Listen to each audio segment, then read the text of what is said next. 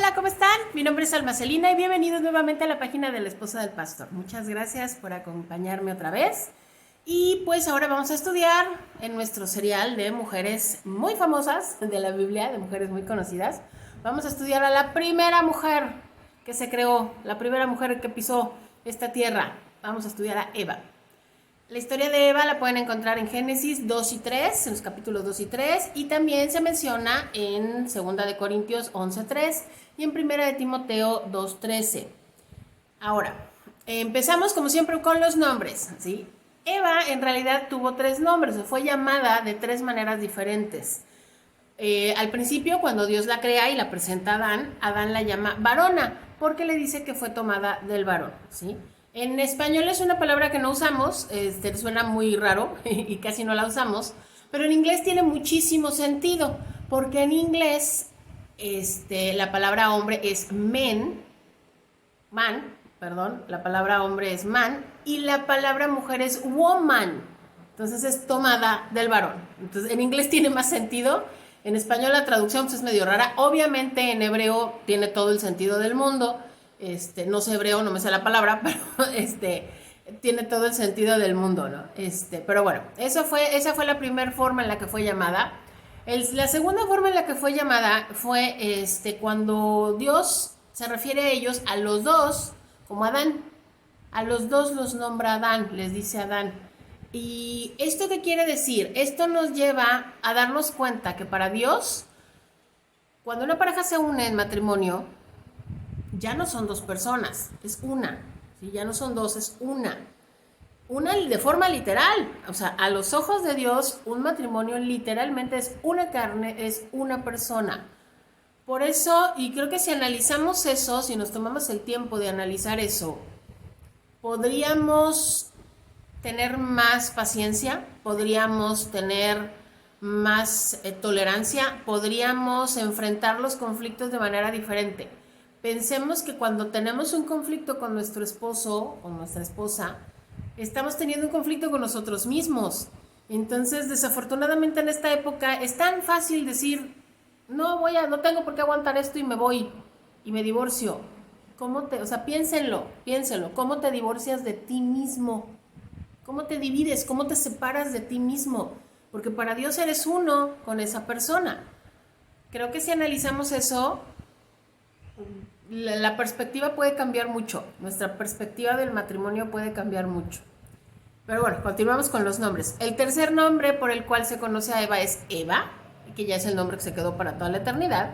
Eva quiere decir madre de todos los vivientes y ese nombre se le puso a Adán cuando salieron del paraíso. Cuando ya fueron expulsados, Adán le puso ese nombre. ¿Sí? Eva fue una mujer de muchos primeros, de todos los primeros. Eva fue la primera mujer, Eva fue la primera esposa, fue la primera madre, fue la primera pecadora, desafortunadamente. Pero también Eva tiene una desventaja respecto a nosotras. Eva no tuvo madre, Eva no fue niña, no fue adolescente. Eva fue creada como un adulto, como una mujer adulta. Entonces, toda esa etapa de aprendizaje, Eva no la tuvo. O sea, como que nació ya con todo eso, pero no tuvo toda esa etapa de aprendizaje que tenemos nosotros al ir creciendo. Todas esas experiencias que tenemos nosotros al ir creciendo, pues Eva no las tuvo. Eva no tuvo opciones en cuanto a opciones de carrera, a qué me voy a dedicar. Eva fue creada para Adán. Ese fue el propósito por el cual fue creada, ¿sí?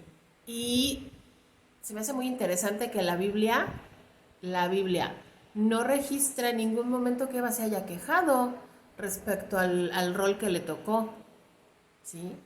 Que haya dicho no, ¿por qué? O no. Eva entendía, hay una cosa que tenemos que tener bien en claro, y Eva lo entendía, lo sabía y lo entendía, y es algo que creo que se nos ha olvidado. Leemos sobre todo el Génesis y la historia de la creación, la leemos tanto y la hemos leído tanto como un cuento para niños, lo hemos simplificado tanto al punto de que sea un cuento para niños, que, hermanas, perdemos la profundidad de todo lo que se crea, todo lo que se narra ahí, lo perdemos. En el caso de la creación de Eva, aunque Eva fue creada con un método diferente, o sea, Eva no fue creada de la tierra como Adán, Eva fue creada de la costilla de Adán. Que ese es un dato interesante. Resulta que en español lo tradujeron como costilla y para nosotros en español costilla es el hueso, o sea, el hueso de la costilla. Pero resulta que la palabra hebrea que se refiere a esa parte del cuerpo que usó Dios para crear a Eva es la costilla, pero la costilla con carne. Sí, o sea, no es solo hueso, es la carnita. Es como las costillas que nos comemos, las que tienen así toda una parte de carnita y hasta de grasita pegada al hueso. Toda esa porción fue la porción que utilizó Dios para crear a Eva. Pero hay una cuestión bien interesante, les digo, a pesar de que fue un método diferente de creación, de que no fueron creados del mismo modo, Dios se refirió a ellos como iguales.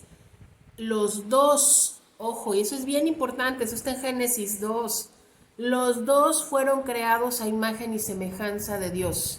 O sea, el hombre no es superior a la mujer porque haya sido creado primero, ni porque su forma de creación haya sido diferente, ¿sí? Porque Eva también fue creada.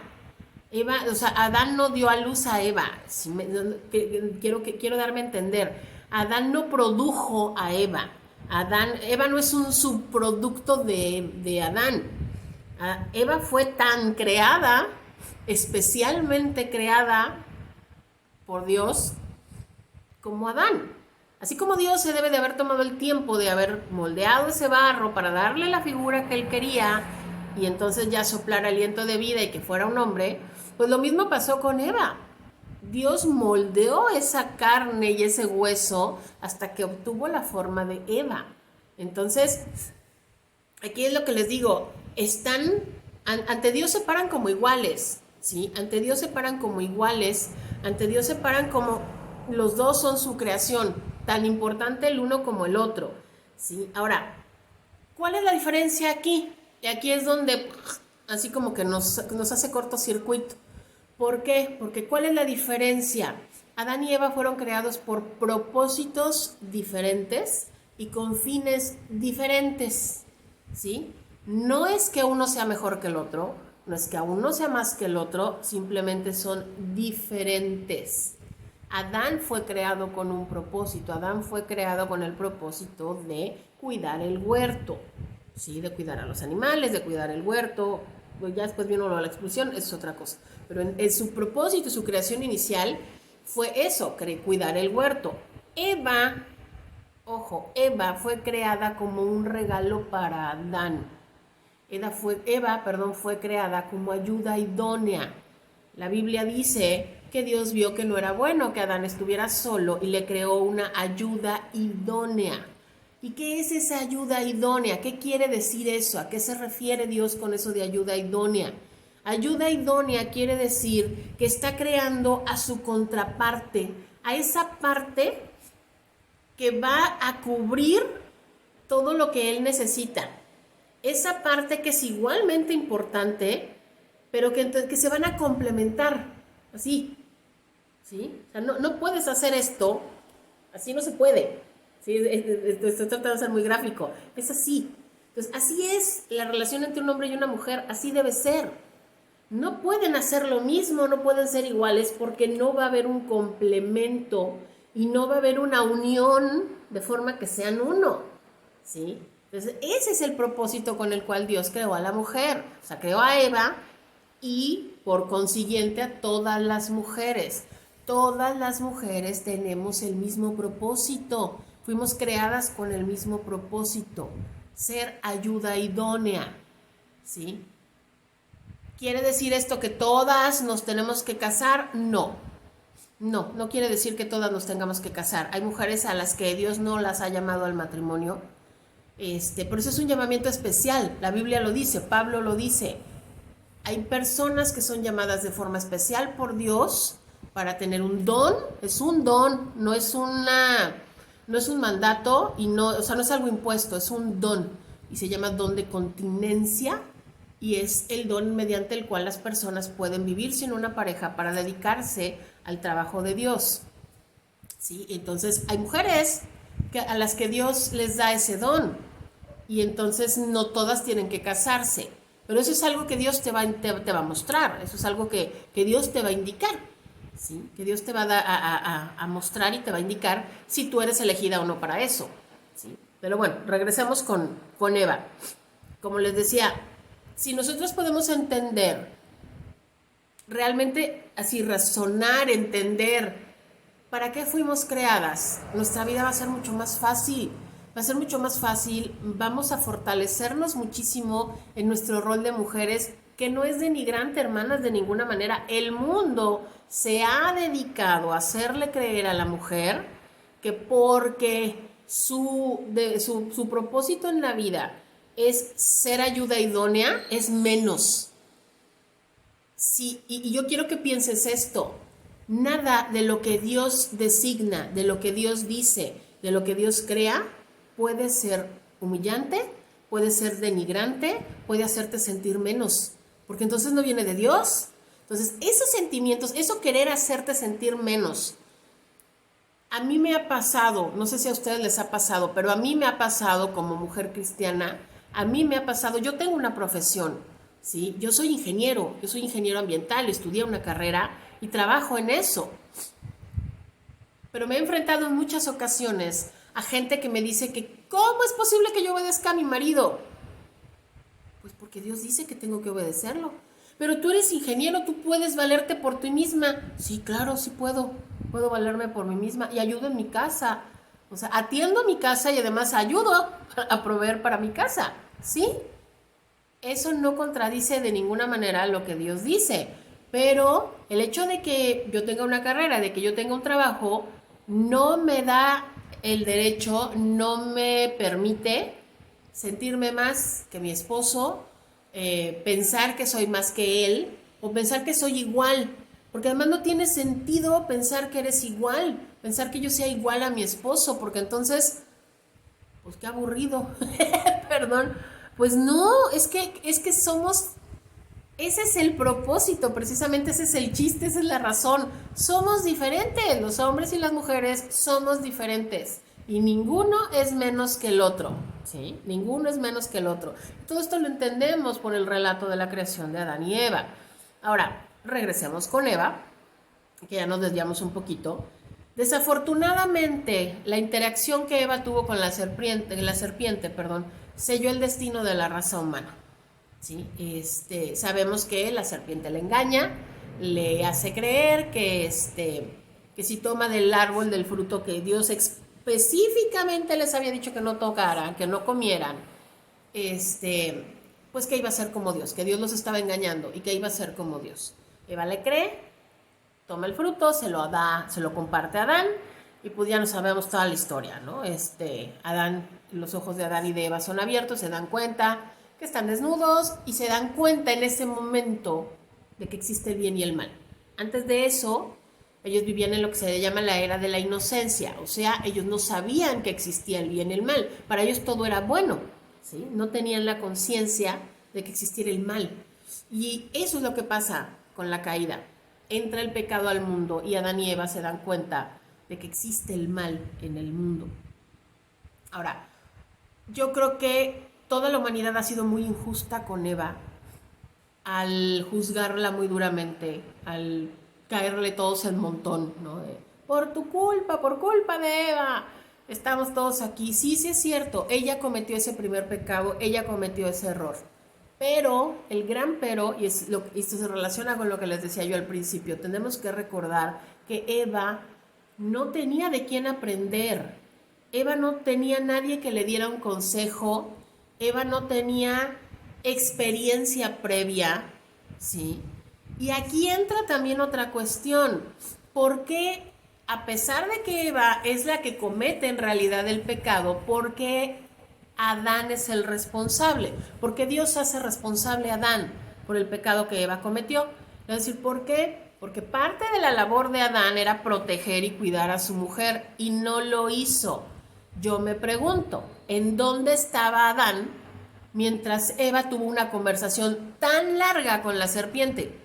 O sea, ¿dónde estaba Adán que dejó sola a su mujer tanto tiempo como para que ella pudiera tener toda esa conversación con la serpiente que llegó hasta ese punto. Esa es una. Y dos, ¿por qué comió del fruto?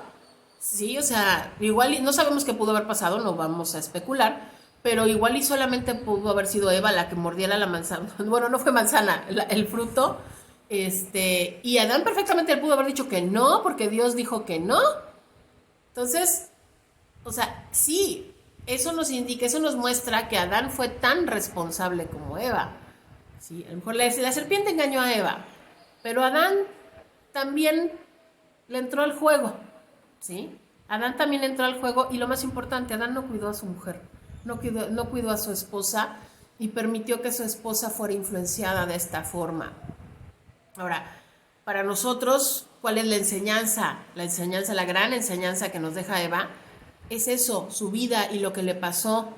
¿Sí? Nosotros, gracias a Dios, tenemos registrada la historia de Eva como para saber que cuando la tentación llega delante de nosotros, ¿sí? Cuando la serpiente se aparece, porque esa serpiente, aunque no la veamos físicamente, aquí está, ojo, aquí está, aquí vive.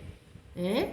El diablo no está en el infierno, los demonios no están en el infierno, están aquí, ¿sí? Satanás está allá arriba delante de Dios.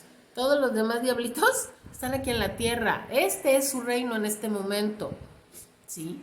Él es el príncipe de la potestad del aire. ¿Eso qué quiere decir? Que él puede rondar la tierra libremente. Dios se lo permite.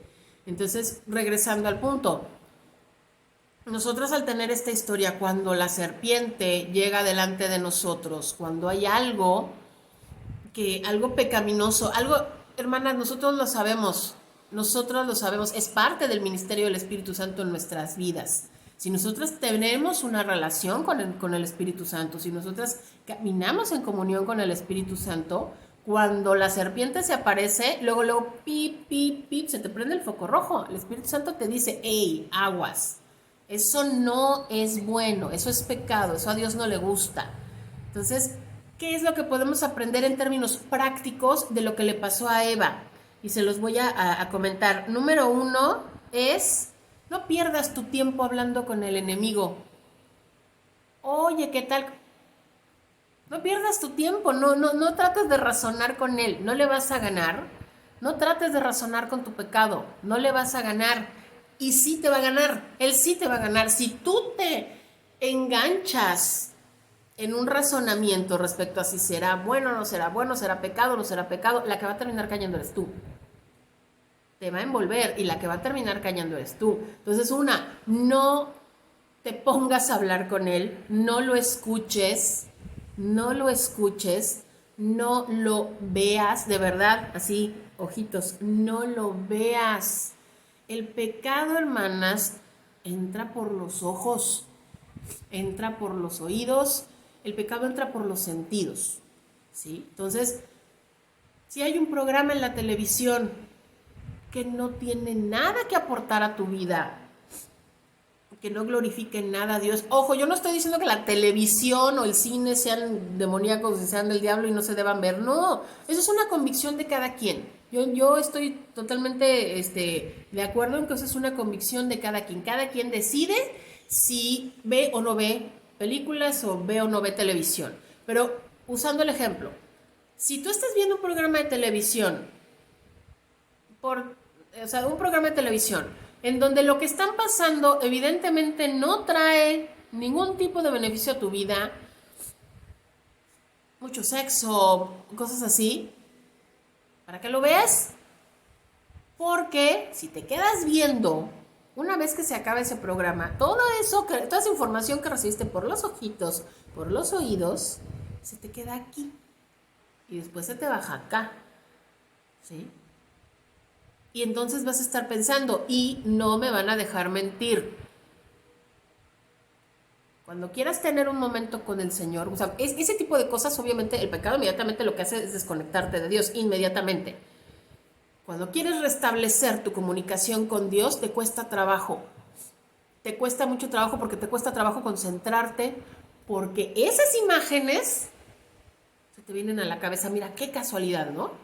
Que cuando te quieres concentrar y quieres orar, quieres leer la Biblia, empiezas a ver esas cosas. Entonces, no lo veas, no lo escuches, no lo toques, no lo comas. Así como la fruta, porque además fue en ese orden. Vio que era buena, la tomó, la comió, la compartió. Pues no hagas eso con tu pecado. No lo veas, no lo tomes, no lo comas y sobre todo no lo compartas. El pecado, hermanas, aunque no queramos, ojo, hay mucha gente que dice, pues total es mi vida y es mi pecado y yo le voy a rendir cuentas a Dios. Te tengo una noticia, el pecado jamás es individual. O sea, el pecado, el realizar el pecado sí es individual, pero las consecuencias del pecado jamás son individuales. El pecado, hay una figura que mi esposo usa mucho, que a mí me gusta mucho, es el pecado. La forma más gráfica de entender las consecuencias del pecado es agarras una piedra y aviéntala en un estanque. La piedra va a afectar directamente en donde va, o sea, a la porción de agua que va a tocar y a donde va a tocar el suelo. Eso es lo que va a afectar la piedra. Pero las ondas que crea el que la piedra entrara al agua van a afectar a la pobre ranita que estaba a 50 centímetros en su lirio y que por culpa de esas ondas se cayó al agua. ¿Sí? Entonces lo mismo pasa con el pecado, hermanas. Cuando nosotros pecamos, nosotras vamos a tener que lidiar con las consecuencias de nuestro pecado de forma inmediata, de forma específica. Pero nuestro entorno también va a tener que sufrir las consecuencias. Y eso es desde pecados pequeños hasta pecados grandes. Desde pecados pequeñitos, como el clásico de involucrar a tus hijos en decirles, es que si viene el cobrador, dile que no estoy. ¿Qué estás haciendo? ¿Cuál es la consecuencia de ese pecado? Le estás enseñando a tu hijo a mentir. Estás compartiendo tu pecado con tu hijo. ¿Sí? Hasta un pecado mucho más grande, por ejemplo, como la infidelidad. Pues sí, tu pecado pues es el que estuviste con otra persona. Las consecuencias van a ser de la destrucción de tu familia. ¿Ves cómo otras personas son afectadas? ¿Se acuerdan del relato de Sara? Que les decía yo, por andarle ayudando a Dios y llevarle la sirvienta a Abraham, y Abraham que dijo que sí también, pecaron contra Dios, porque aquí fue una infidelidad planeada, pecaron contra Dios. ¿Y qué pasó? Esta pobre mujer Agar con su hijo terminaron solos en el desierto, no se murieron nada más por la misericordia de Dios, y 4000 años después, esos dos pueblos, hijos de esos dos hijos, descendientes de esos dos hijos, que son Ismael e Isaac, que son los palestinos, y los judíos, se siguen agarrando de las greñas queriéndose matar hasta el día de hoy. ¿Ven cómo las consecuencias de nuestro pecado puede ser? O sea, puede ser que a lo mejor hasta nosotros nos muramos y todavía ni siquiera se terminen las consecuencias. ¿Sí? Esa es la gran lección que tenemos de la vida de Eva. No sé, o sea, no hagamos lo que Eva hizo. No hagamos lo que Eva hizo.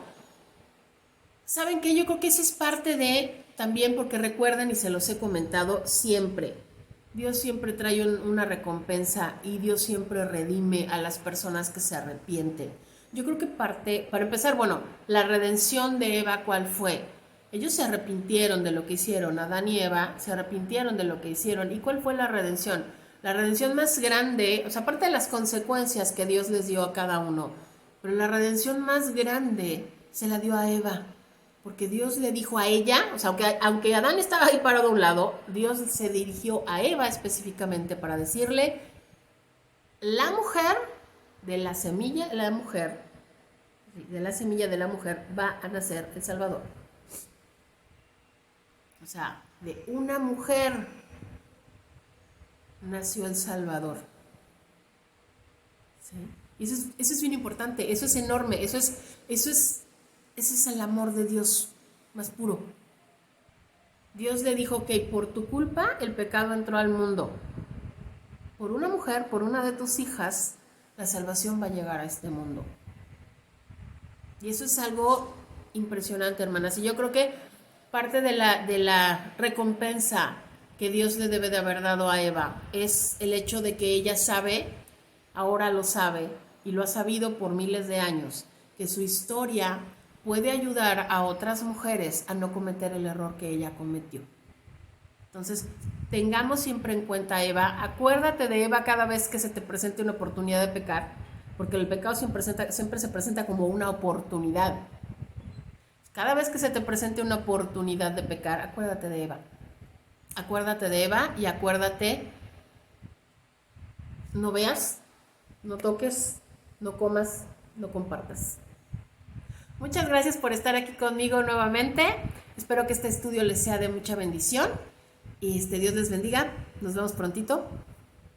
Les quiero mucho en el Señor. Dios les bendiga. Soy la Marcelina, la esposa del pastor.